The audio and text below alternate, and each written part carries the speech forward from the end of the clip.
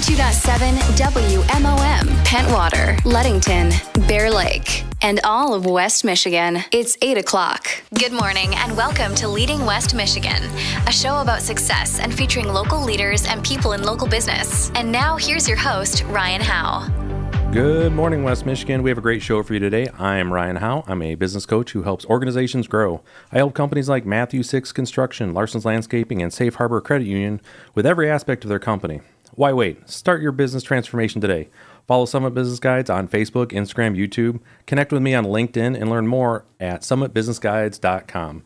This show is all about learning about our guest leadership journey, and joining us today is Randi Henric, the Executive Director for Hospitality, Inc. That's hospitality in the name of Christ. Is that correct? That's correct. Yeah. Thank you. So thank you for joining today. Again, we had a wonderful little break with our false spring there for a while. I was mentioned before we get started here, I got a chance to insulate my greenhouse, which in preparation, and then the snow starts dumping on us again. So those of you who are listening from afar, maybe have headed south for a bit time during this winter. This is one of those weeks you're definitely not missing out on the cold. So with that, tell us a little bit about Hospitality Inc., what it is, and then we'll get into you.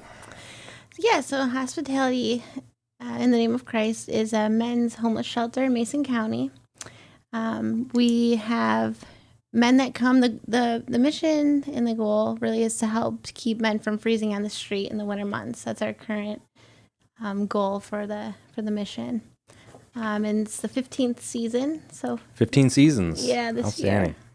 And so again, as far as it's one of those things that we don't necessarily stay top of mind is the number of homeless individuals we do have here in Mason County. Yeah. And then obviously during the winter months is a challenge for them. So it's great you have it here. We're going to learn more about that later in the show. Mm-hmm. But for now, Randi, where are you from?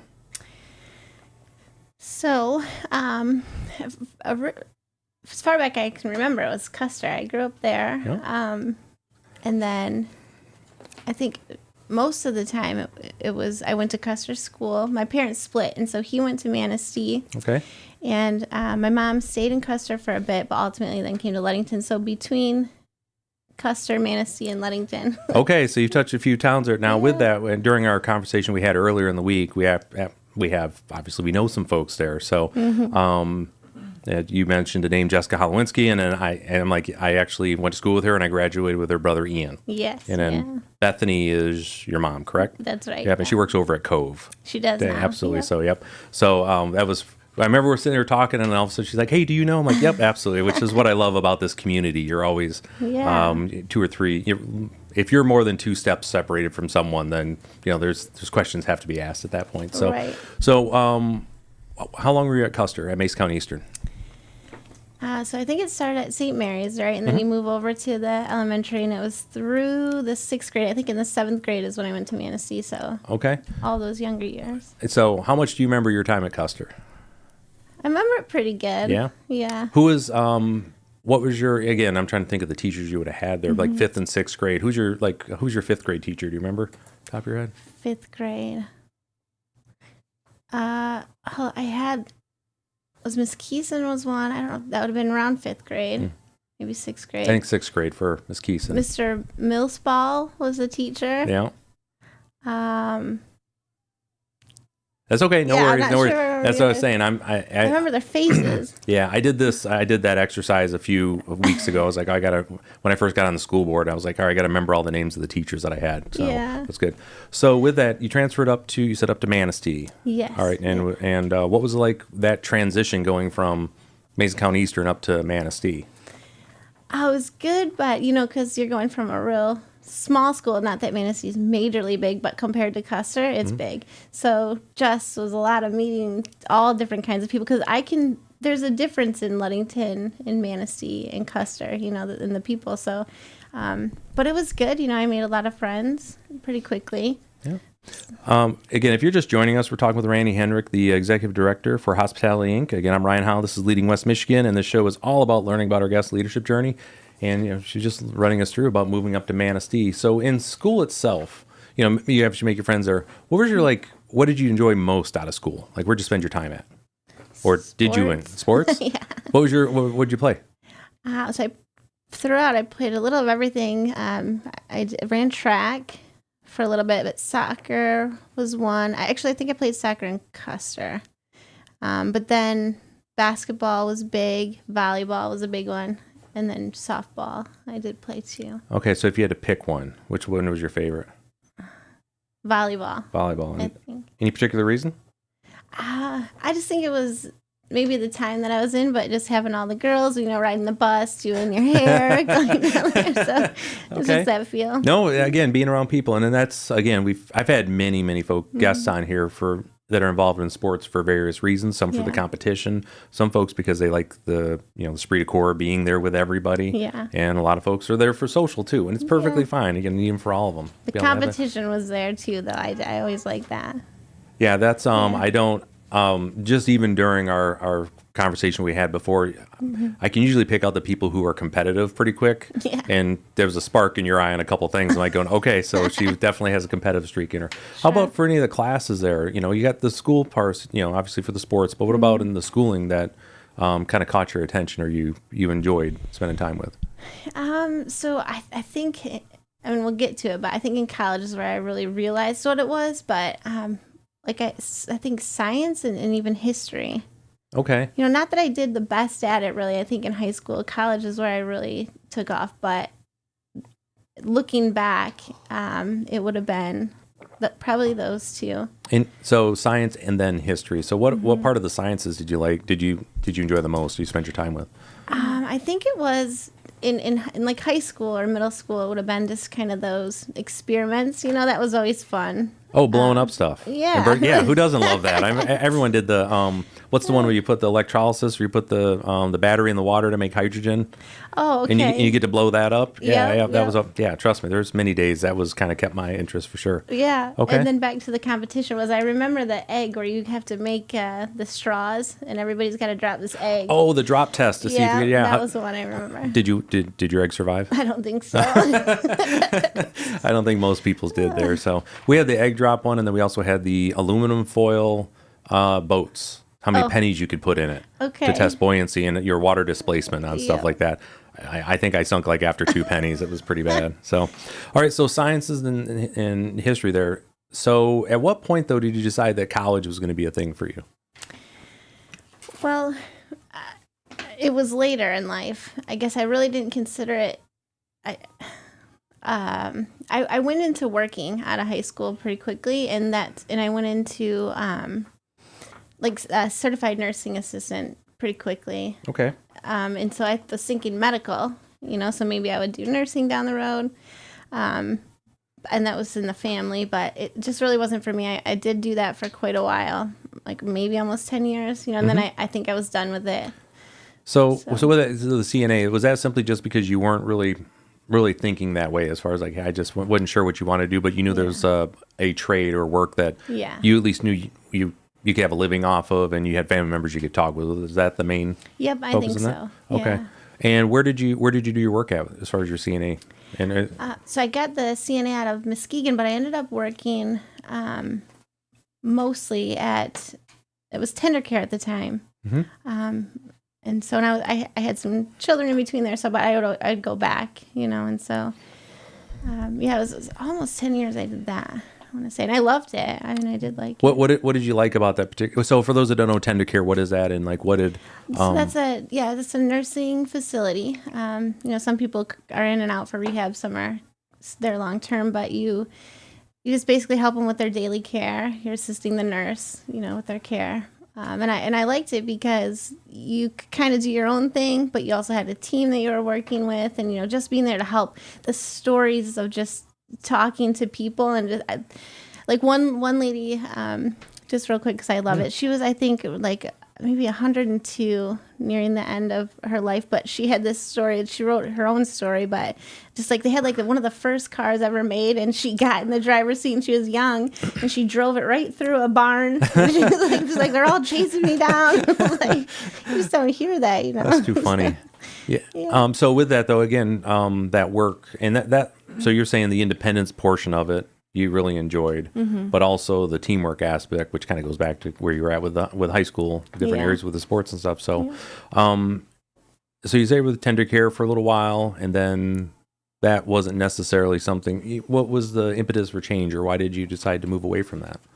I think I thought for a bit that nursing would be the thing I would do. And then I think working there, I liked what I did, but I started to realize that it wasn't really probably what I wanted. And maybe because I worked so long doing it that I mean, you kind of come to where you realize. And so then I moved in towards more maybe mental health.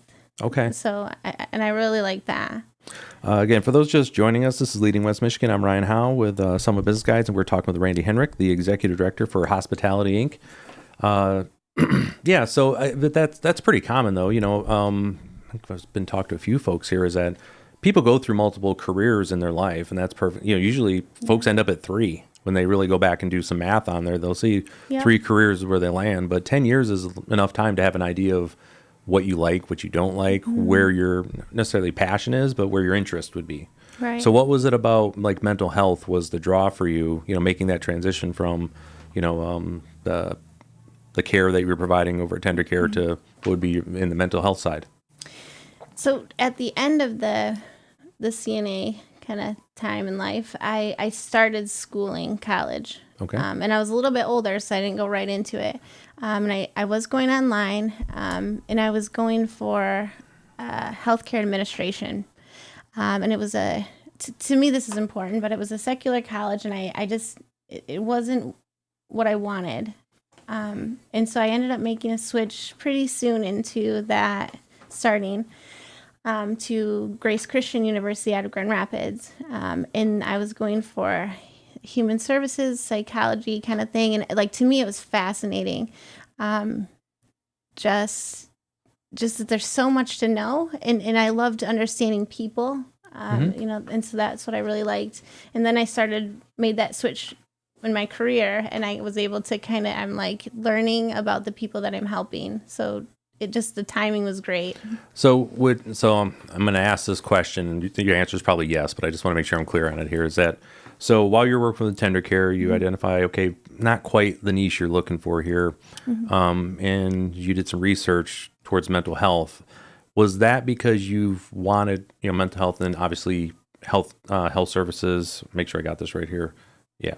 Yep. For your human services and the psychology piece, that you wanted to.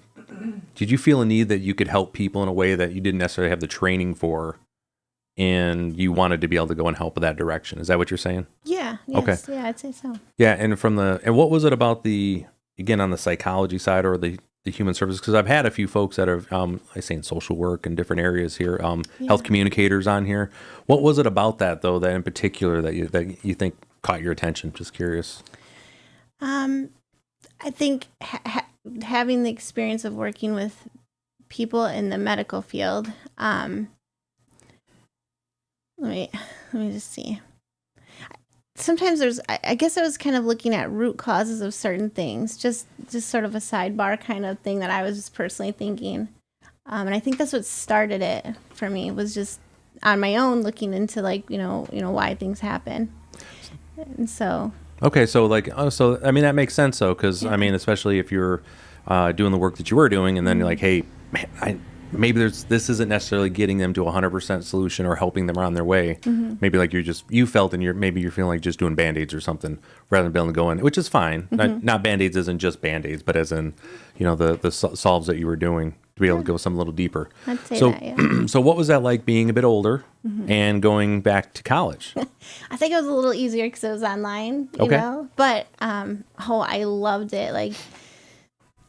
For me personally, I would have liked to started sooner, but I also felt like it was perfect. I think I was more mature to appreciate what I was doing for me, but it was actually pretty great. On the online setting is where, you're doing a lot of conversating, written. So, and I either was good at it or I became good at it, but yeah, I just liked it, and I was able to do it around working, still working full time, taking care of my kids. So, but I just loved it, and I guess I can't really compare it, but there's a lot of ability to kind of self-direct that way too. Absolutely. So I like that. Yeah, there's a discipline aspect. You're talking to, it took me 13 years to get my master's degree because it was all online as I was in the military bouncing around. Yeah. But I did take in-person classes, and I completely understand what you're saying. Rather than being,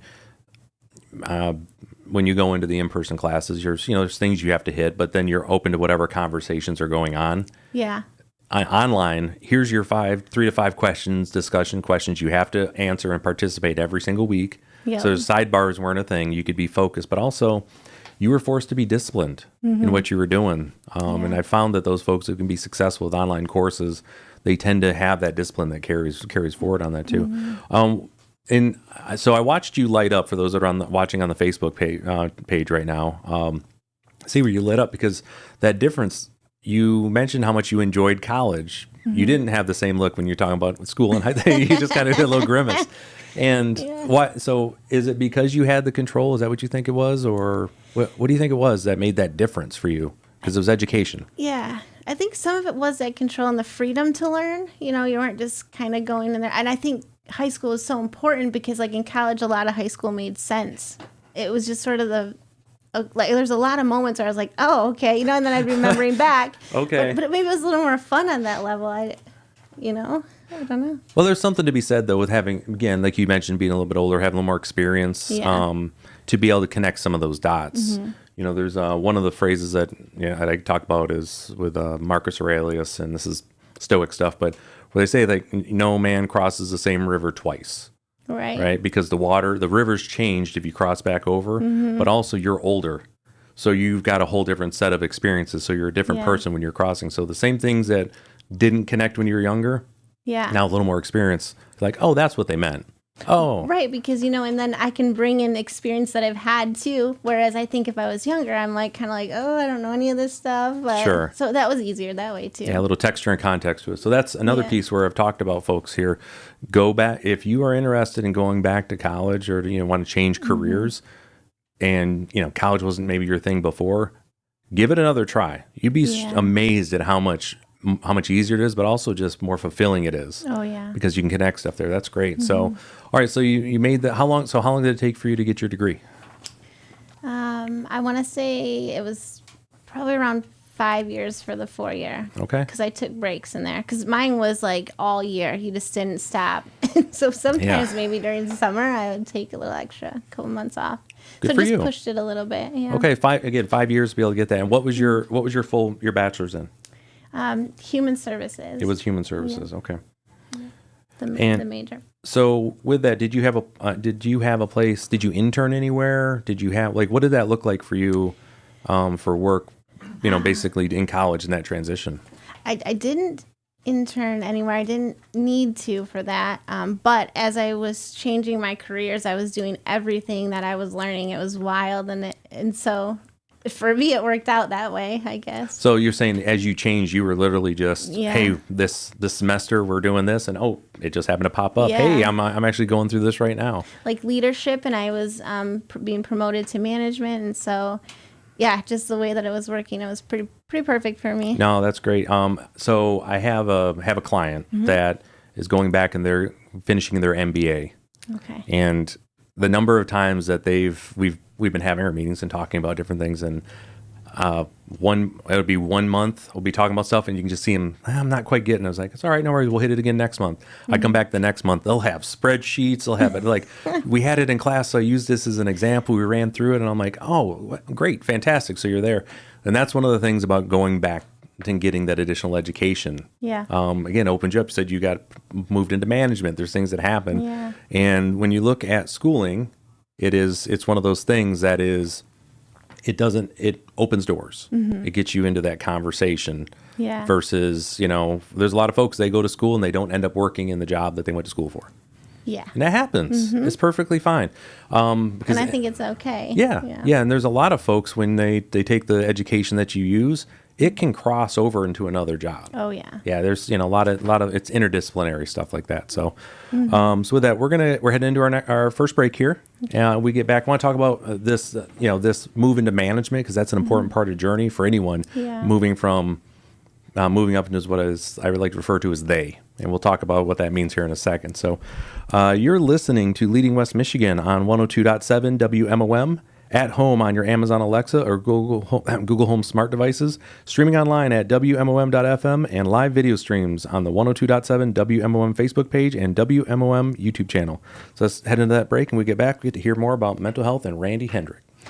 Discover the heartwarming world of Oakview Medical Care Facility, a beacon of care and compassion in Mason County since 1966. We are thrilled to announce openings for passionate nurses to take the lead of our second and third shifts, guiding team members within our facility. Embrace the opportunity to be a part of our team, designed to provide a holistic and nurturing approach to resident care. Join Oakview today, where every day is an opportunity to make a difference. To kickstart your journey, apply on our website or drop by to pick up an application. Exciting positions await you at Oakview, where care meets community. Check available positions on our website at oakviewmcf.com. Craving an irresistible feast? Head to Beamer's Restaurant. Fridays are your ticket to culinary bliss from noon to 9 p.m. with Beamer's all-you-can-eat fish fry. Adults at just $15.29, seniors for $14.29, and kids at a mouth-watering $8.49. Even the to-go options are a steal at $14.29. Immerse yourself in the flavors of fried, steamed, or Cajun fish, accompanied by your choice of potato. For the ultimate hunger fix, dine in and savor our full experience featuring a salad bar and Texas toast. Oh, and don't forget our to-go orders. They come with the delectable bonus of our tasty coleslaw. Beamer's Restaurant, where Fridays are a feast for the famished. Swing by on West US 10 in Ludington or call ahead for takeout at 231-757-2391. That's 231-757-2391. Beamer's, where every bite is an empty stomach's delight. Gear up for spring fishing success with Captain Chuck's 2 top-quality terminal tackle, sinkers, swivels, and hooks ensures the perfect catch every time. Upgrade your gear with new line, bobbers, and premium bait. Explore the selection of rods and reels for an unforgettable fishing experience. Visit Captain Chuck's 2 today, your one-stop shop for all things fishing. Visit Captain Chuck's 2, conveniently located on the corner of US 10 and Jabavi, or give us a ring at 2318-434458. That's 2318-434458, and make this spring your best season yet. It's another way to increase the awareness of your events and happenings. It's Mom's Fridge Magnets, presented by Watson Motors, West Michigan CMH, McGee Insurance, and Lakeshore Automotive and Tire. Another fridge magnet comes your way next. Hit a pothole? No worries. Lakeshore Automotive and Tire can align your tires to get you driving straight again. Potholes won't slow you down with us. Visit us today for expert tire alignments. Lakeshore Automotive and Tire, your solution for a straight ride. Hey, it's Josh from Metro Mortgage. Are you frustrated with the limited housing inventory in the market today? Have you been beaten out by a cash offer or multiple offer situation during your home search? We hear you. That's why we're here to save the day and make your home buying dreams come true with our Same as Cash program. Our Same as Cash program is designed to help qualified local home buyers level the playing field and effectively compete against the cash offers and out-of-area investors by eliminating the need for an appraisal or financing contingency. Call Metro Mortgage today at 231-425-5555 to significantly increase your odds of getting an accepted offer and make your home buying dreams a reality. Metro Mortgage is a division of Mortgage One Inc. and MLS 129386. Mortgage One is an equal housing lender. Friday, February 23rd, the Childhood Cancer Campaign is having Friday Night Fudge Night. This event will be held at the Ludington High School at 4 p.m. to the end of the varsity basketball game. Fudge and other treats will be for sale, and all proceeds will go to the Childhood Cancer Campaign. If your group or nonprofit organization has an announcement that you would like others to know about, reach out to us and we'll add it for free to the Fridge Magnet program thanks to Lakeshore Automotive and Tire, McGee Insurance, West Michigan, CMH, and Watson Motors. It's Leading West Michigan, and we're back with your host, Ryan Howe, on 102.7 WMOM. Welcome back. I'm Ryan Howe from Summit Business Guides, and we're continuing our conversation with Randi Henric, the Executive Director for Hospitality Inc.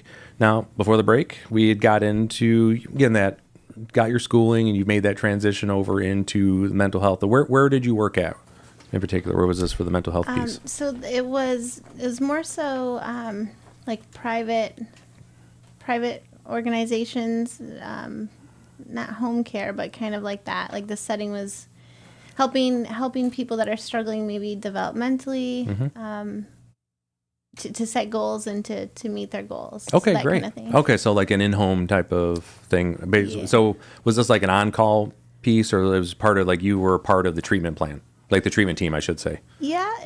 So we worked with like CMH or Central Wellness pretty closely. They developed their goals, and we try to help them to walk them out. Okay, got it. So what was that like, that transition? Because you went from where you were doing, again, when I say the inpatient care, or basically the care there, to now, I want to say bouncing around, but traveling to the different spots to do that. What was that like for you? It was good. I really liked it. I think it's where I started really having that passion for people that struggle in that way. And it was fun. It was a challenge because they don't have to do these things, they don't want to. So it was a little different than medical, because they want to heal in a different way. So I think the challenge was just learning to get people to want to do things that they don't want to do. Oh, I understand. Now, that makes sense. Again, especially when it comes on the mental health side, Yeah. You're trying to convince the ego that it's okay to let somebody in for a little bit. Understand the why. Exactly. Sometimes, yeah. Yeah, I get that. So, and you mentioned there that when you came in, what was your title that you came in for? Like, what you work? So there I came in as a manager. Okay, so what was that like, moving into that management piece? Different, because I think when you first come into management, especially in a new place, so I didn't move up in the organization, I just came in, and so I think people, they come to you immediately and want you to fix all of the problems. So, you don't even really know what they are yet, So, or you have no idea what's causing them, and so learning that was a challenge, I think. So they had basically someone new to chat with, and they wanted to bring everything up. So all the dirt, all the things. Yeah, that's unfortunate. But again, it's a natural tendency where folks they're trying to communicate how to make their lives a little better so they can do their work. Yeah. Is ultimately what it comes to. Definitely. So what were your strategies to be able to work through all of that? So it was a lot of attentive listening, definitely making sure that they felt heard. I did a lot of note taking, because I'm learning names while I'm learning problems. And so I'm trying to see, what's going on. And along with it too, when you first come in, is learning the culture. So you're trying to figure out, all of that. And so, and then just, we would do like staff meetings, right? So when I'd come in and I'd suggest, maybe we're going to try to implement this different thing, and that might help everybody, just trying to create something that helps everybody at once the best that you can. Yeah. Yeah. And so with that, relatively new to management, did you make any mistakes? Yeah. Yeah. And how was the team as far as receptive as like communicating that back to you? That team was really good. Really, anybody I've ever worked with, it's been pretty good. I always came in very transparent, like if I'm new, I'm new. And just that, I don't expect them to be perfect. And so hopefully the same way they won't expect me to be perfect, but that I was there for them, to help them. And so I think the relationship that built was it was a good one overall. No, and so that's a great way, and that's a great thing, a great topic to hit on there, is that transparency.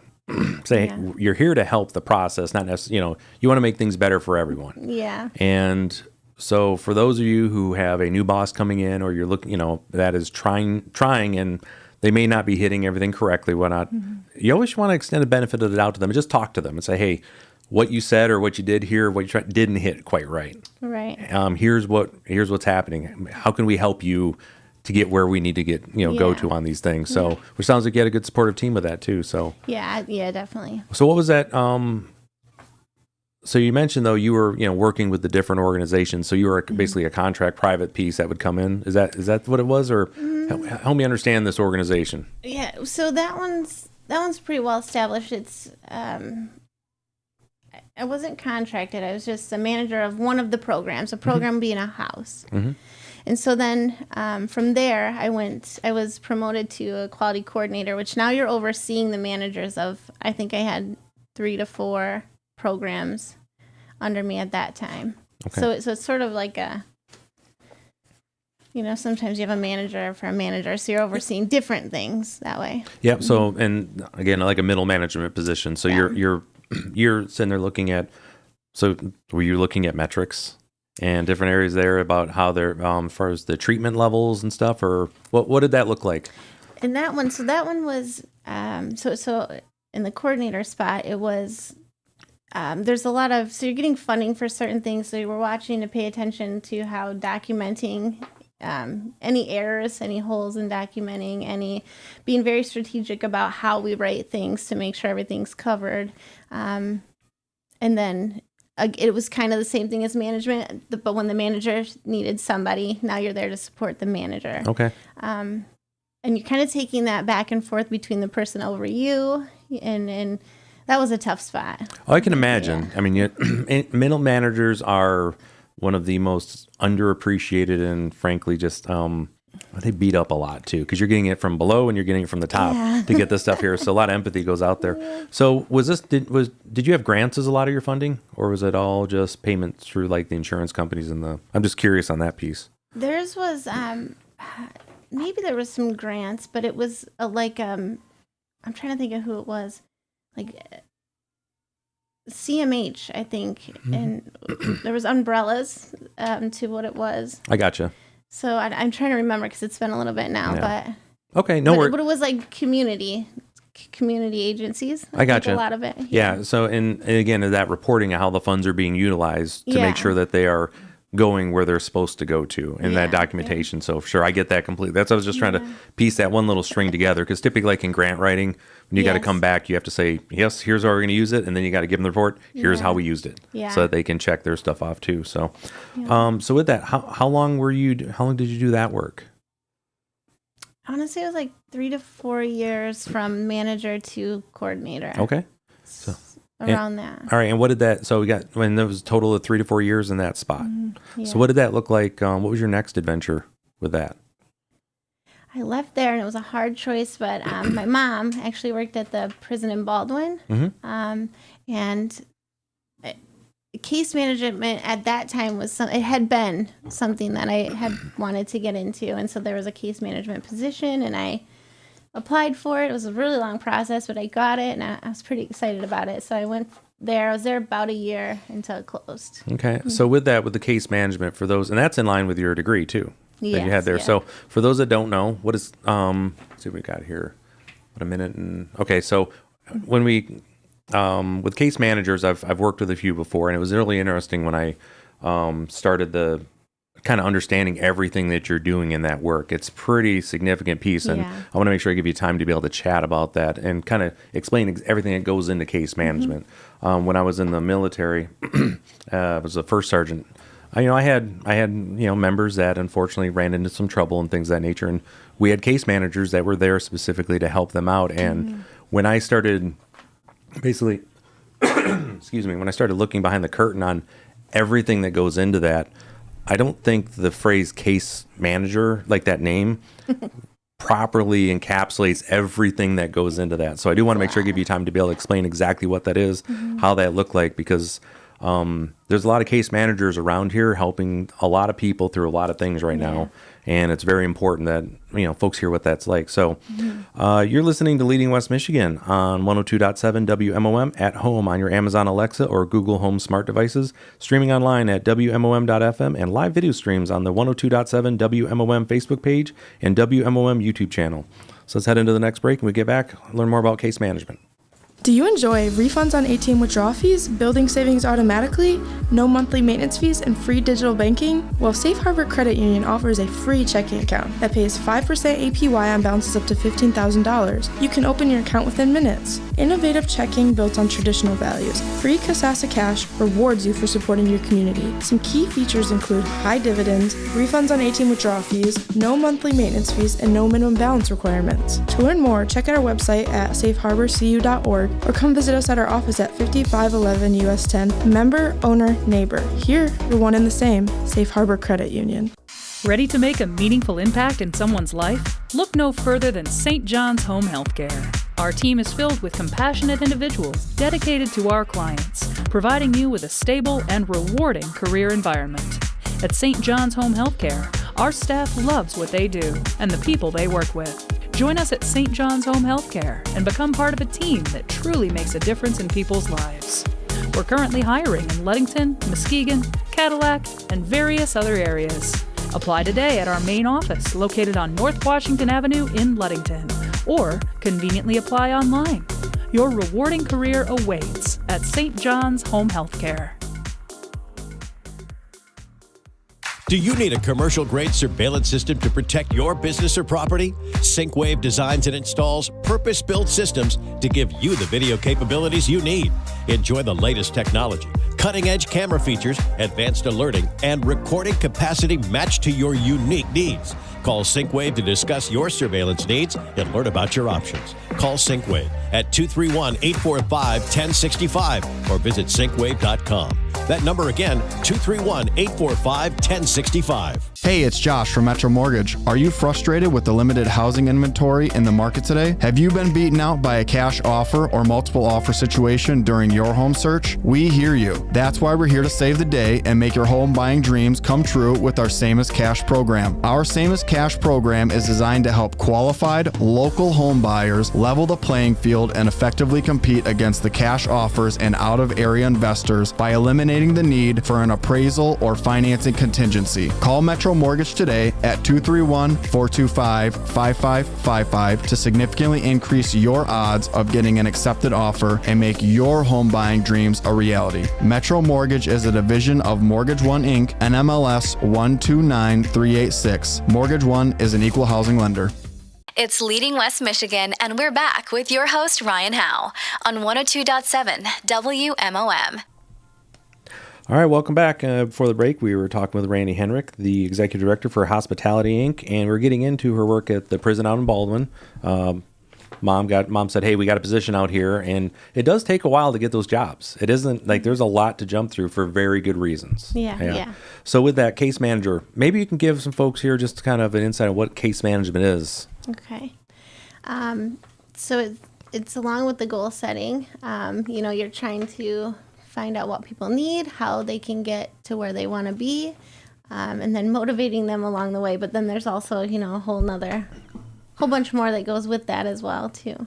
Okay. So in this case, what would goal setting look like with your clients basically out at the prison? What's that look like for them? So taking classes, getting a GED was a top. And some people had really fun reasons why they didn't want to do it, but you're just trying to talk them into why this is going to be beneficial. Or people that had longer stays, maybe they want to get some training with the kitchen, higher paying jobs. It's kind of similar to just out here, it's just a different world in there. Oh, for sure. Mm-hmm. Yeah, I see that. So, and I guess definitely on your psychology piece, again, with the case managers, the reason that I have a lot of empathy for case managers is you have to have your emotional intelligence locked in at all times and understand the psychology for some of those barriers that'll be in the way. So were you, I guess the other side here as well, again, you're setting that goal setting. What was that like, again, having to go through and set goals with folks who maybe have never done that before or have done it and failed in the past? What was that like to help them understand the importance of goal setting? So between that right there and answering to the federal, the Bureau of Prisons, you're taking little steps, which I think was good. So when we meet, the one goal might be to enroll into the program. You're not going to just be like, yep, complete this program. So next time we meet, have you enrolled into the program yet? And they might be on a waiting list. So, and also making payments was another one. So then we're just following up to see, are you making these payments that you're required to make? And then sometimes it was a little different because there might be a restriction if they're not doing some of the things. So, the consequences of the actions. Yeah, no worries. And that's good. So that reminds me of, again, Atomic Habits. I don't know if you've read that book or not, but it's it's a really, long story short, the author breaks down how to make changes and basically change your habits towards good, things you want to get to. Okay. And it breaks it down to the smallest possible piece. So the example he uses like going to the gym and making the gym a habit.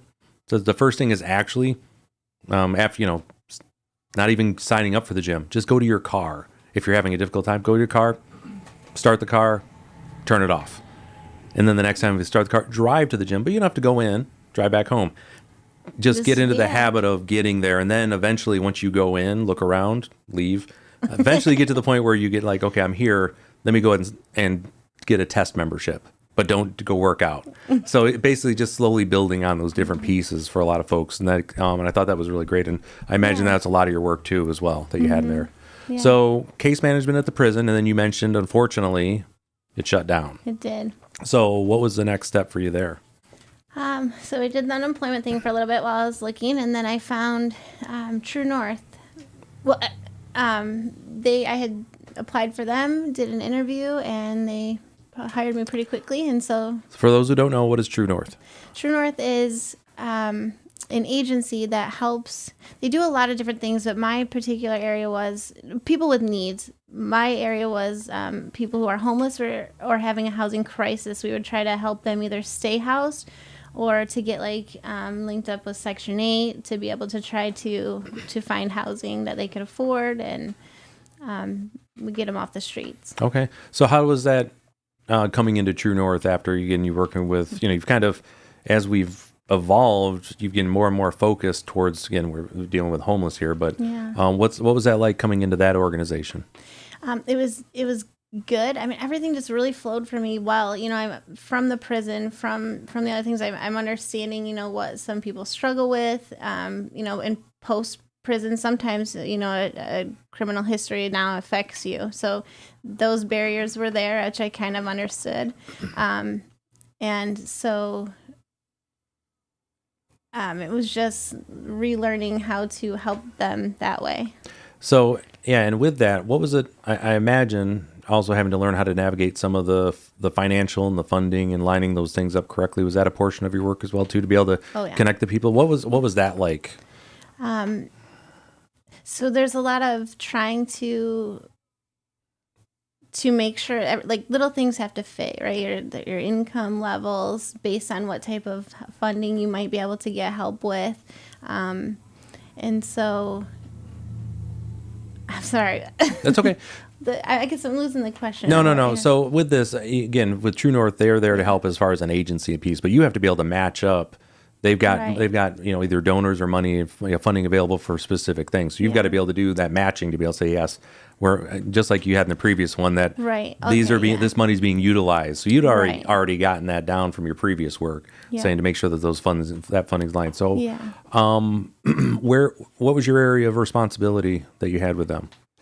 So I was in Mason County, and we did work with the men's shelter hospitality. So we would try to see, if there was someone new in there, we'd get them through to do an intake process, see what they might qualify for, and always getting people on the Section 8 wait list, because that's a really good one, especially I think in this area.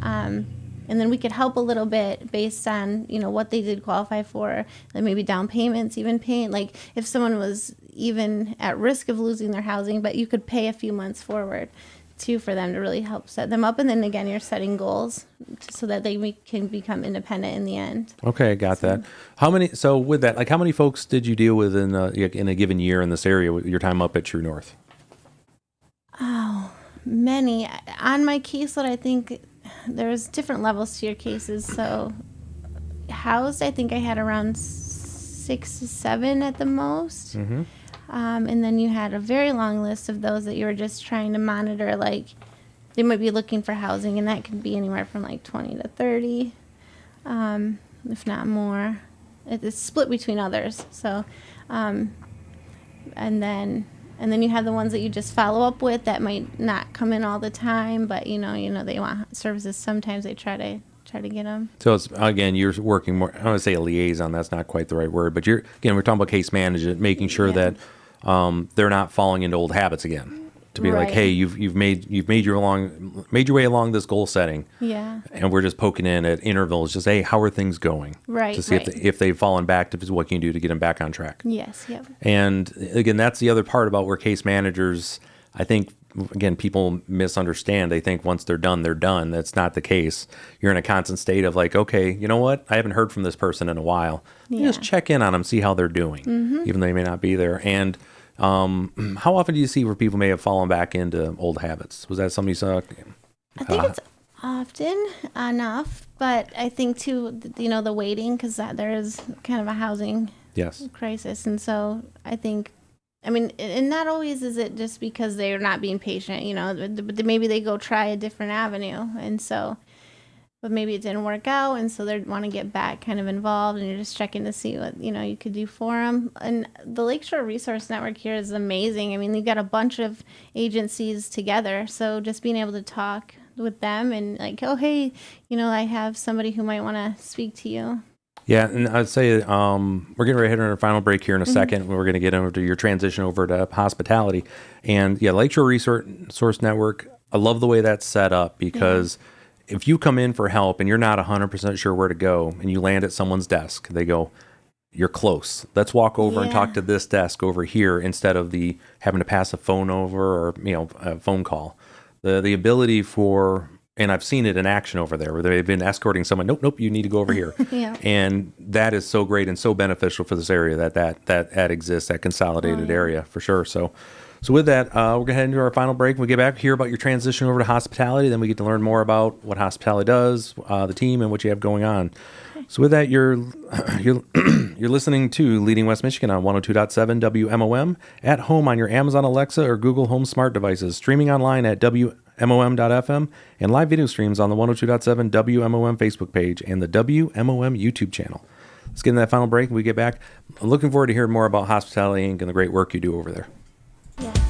Fall in love this February with the enduring beauty of the amethyst. Amethyst is a purple variety of quartz and is often associated with qualities such as peace, courage, and stability. Victoria's Jewelry, your foremost destination for the widest array of engagement, wedding, and anniversary rings within an hour's drive, invites you to customize your piece with various options. Explore a wide variety of beautiful gemstone and diamond jewelry in gold or silver, showcasing several distinctive designer lines, including Native American jewelry and ancient Roman glass in rings, pendants, and earrings. Victoria's Jewelry has gorgeous beach glass and a unique estate case. Victoria's Jewelry not only purchases your old, broken gold, but also sells items for you on consignment. With over 4 decades of expertise, trust Mike for your in-store jewelry repairs. Victoria's Jewelry is open year-round. Visit the website, check out our latest flip book on Facebook, or stop in at Victoria's Jewelry on James Street in downtown Ludington. Vicky, Sophia, Kiera, and Ariana will help you find that perfect piece of jewelry. Looking for events and happenings in the area? Look no further than Mom's Fridge Magnets. Presented by Watson Motors, West Michigan CMH, McGee Insurance, and Lakeshore Automotive and Tire. Another fridge magnet comes your way next. Looking for a new or used vehicle that suits your style and needs? At Watson Motors, we've got you covered. Want to get a feel for the driver's seat? Schedule a test drive with our friendly staff and let the road be your guide. Curious about the numbers? Get a quick quote to see the full breakdown of your monthly payment and other cost details. We're here to help you make an informed decision. Thinking about trading in your current ride? Discover what your vehicle is worth and put that value towards your new or used car purchase at Watson Motors. Whether it's a test drive, a quick quote, or valuing your trade, Watson Motors has the tools to make your car buying experience a breeze. Visit Watson Motors in either Ludington, Manistee, or Benzie today, and let's hit the road together. Watson Motors, our name means a great deal. Potholes throwing off your groove? Lakeshore Automotive and Tire has your back. Our tire alignments will have you driving straight, no ditch required. Smooth out the bumps. Visit us today. Don't let potholes steer your journey. Lakeshore Automotive and Tire, where we align, you shine. Wednesday, February 21st, Mason Oceana Great Start Collaborative will have a free play and learn at the Walkerville Wesleyan Church. This playtime will be from 10 a.m. to 11 a.m. and also for young children to babies. If your group or nonprofit organization has an announcement that you would like others to know about, reach out to us and we'll add it for free to the Fridge Magnet program thanks to Lakeshore Automotive and Tire, McGee Insurance, West Michigan, CMH, and Watson Motors. It's Leading West Michigan, and we're back with your host, Ryan Howe, on 102.7 WMOM. Oh, yeah. So welcome back. I'm Ryan Howe, and we're on to the final segment with Randi Henric, the Executive Director for Hospitality Inc. So let's talk about this now. What was the transition like? What did that look like moving from True North over to hospitality? Yeah, so somebody on the board had let me know of the position, and it took me a while to think about it. I knew it was a Christian ministry organization, so taking the time to consider if I felt like I was going to be the right person to lead that kind of thing. It's a big responsibility. And I finally did apply for it. I got the position, and What was that application process like? Yeah. I guess, Okay. so there's interviews involved, or what did that look like? Yeah. Oh, yeah. So we did the first interview, and I think it was the second or third, but they wanted a presentation. So I created a PowerPoint. Just kind of, they were asking, like, what would be your vision? And so I put that together for them. And then after that, it was shortly after they came and said that, they'd like to offer me the position. Awesome. All right. Yeah. So all those PowerPoint skills came back, all that middle management PowerPoint Yeah. update. Good for you. So when was this, when did you start with them? I think it was October 1st. Okay. Yeah. And now you've got a little bit of time under your belt there. So why don't you, I'd love to hear about, again, what about the team that you have there and kind of what the overall organization does. Okay. So I'm there as the executive director. I work with the founders. I have been, Tim and Tammy Martin, just trying to and they've been doing this for 15 years, started it, so who better to learn from? Absolutely. Yeah. And so, and then the process of really when I started was learning all of the volunteers. There's over 200, and they're just amazing. So make sure I say that out loud for everybody. So it's over 200 volunteers that you have for this organization. Yes. That's fantastic. And what do the volunteers do there? Like, what are some of the jobs? So it's been restructured, but since I'm there, the way it currently is there's kitchen teams, and so they'll come in it's like every other week. We do pink and gray weeks. And so they'll bring a meal. It's all like crock pot style. But delicious. They're so good at it. And then we have like a chaplain who comes in. They'll do we have like motivation or moving forward Monday. Someone comes in for a testimony on Tuesday. So different themed 30-minute segments. We have shelter coordinators. They're kind of the security and the backbone of making sure everything's running properly. We have sleepers. They just come in and sleep. And so could you expand on that a little bit? Because I love napping. So what is that? What do you mean by sleepers? What are they? Yeah, so I did it last night. It was my night. So you just come in at 10 o'clock and you have a tub with all your belongings in it. And there's 2 people that sleep a night, 2 men or 2 women.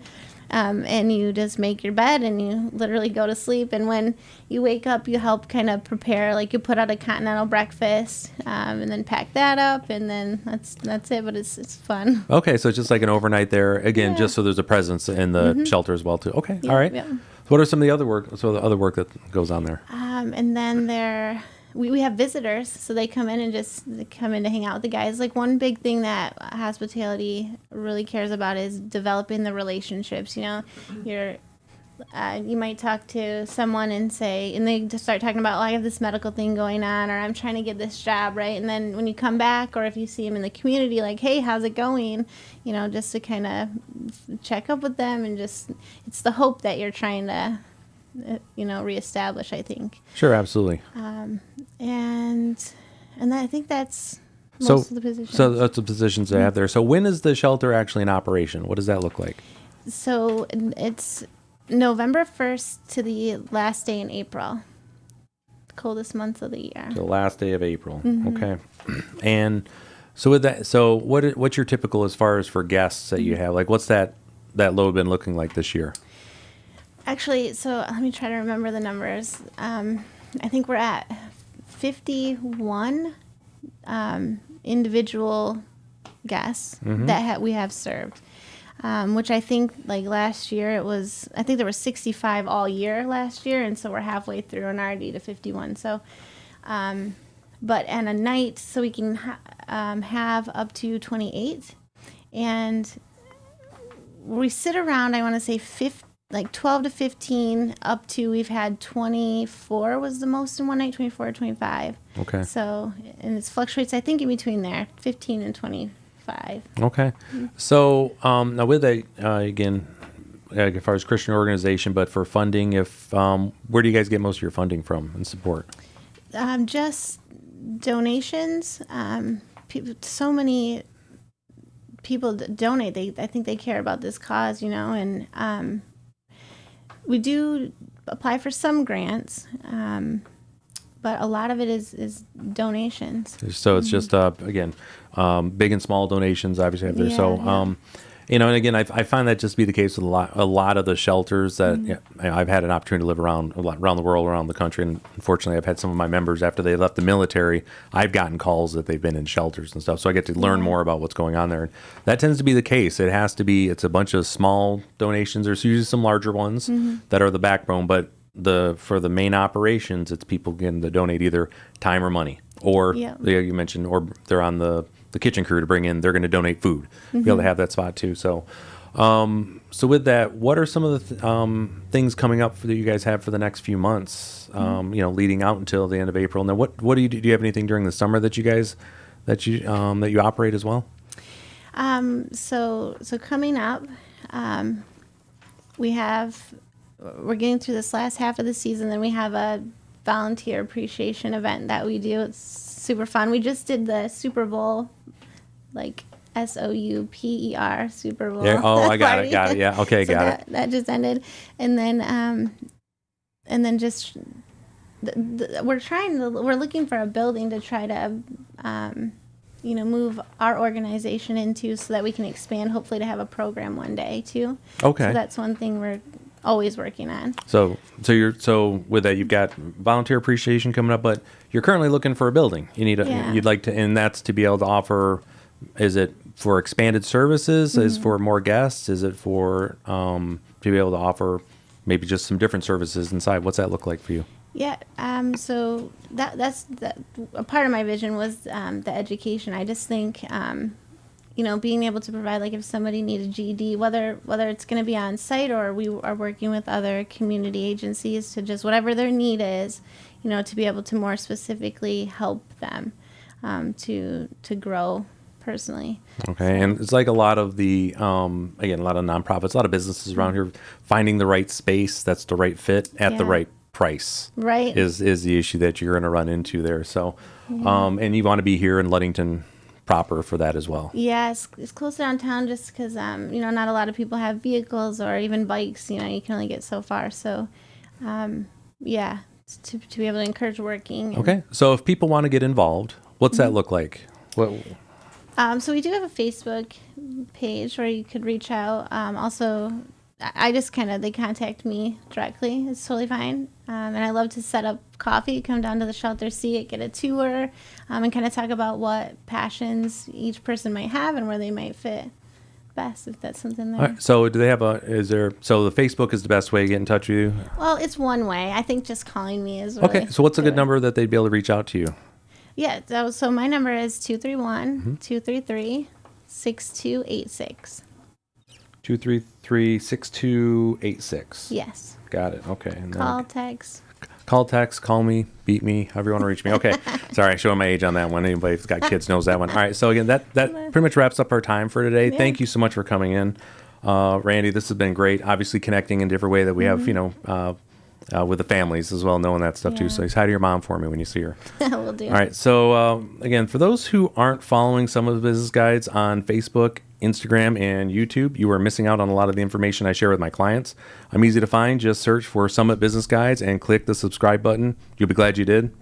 Also, be sure to connect with me personally on LinkedIn. And if you'd like to connect for a deeper conversation about how I might be able to help you, send me a note at ryan@summitbusinessguides.com. Again, thank you so much for coming in today, Randy.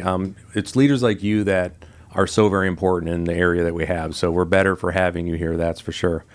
I'm always looking. Oh, no worries. I'm always looking for new leaders to have on this program and give them an opportunity to share their stories. If you know a leader making an impact, go to summitbusinessguides.com/leadingwestmichigan and submit their name for consideration. Next week, Melissa Zumbach, the G2S Academy Superintendent, joins me to discuss her journey to become a West Michigan leader. You've been listening to Leading West Michigan with Ryan Howe, a weekly program where you hear success stories of local officials and business leaders